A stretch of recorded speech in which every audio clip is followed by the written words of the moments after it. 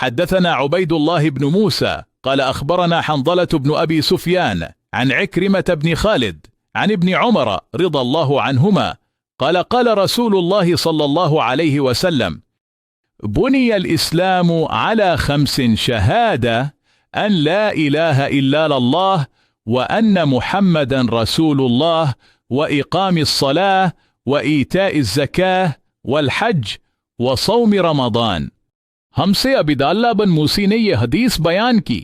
انہوں نے کہا کہ ہمیں اس کی بابت حنظلہ بن ابی سفیان نے خبر دی۔ انہوں نے اکرمہ بن خالد سے روایت کی۔ انہوں نے حضرت عبداللہ بن عمر رضی اللہ عنہما سے روایت کی کہ رسول اللہ صلی اللہ علیہ وسلم نے فرمایا، اسلام کی بنیاد 5 چیزوں پر قائم کی گئی ہے۔ اول، گواہی دینا کہ اللہ کے سوا کوئی معبود نہیں اور بے شک حضرت محمد صلی اللہ علیہ وسلم اللہ کے سچے رسول ہیں، اور نماز قائم کرنا اور زکوہ ادا کرنا اور حج کرنا اور رمضان کے روزے رکھنا۔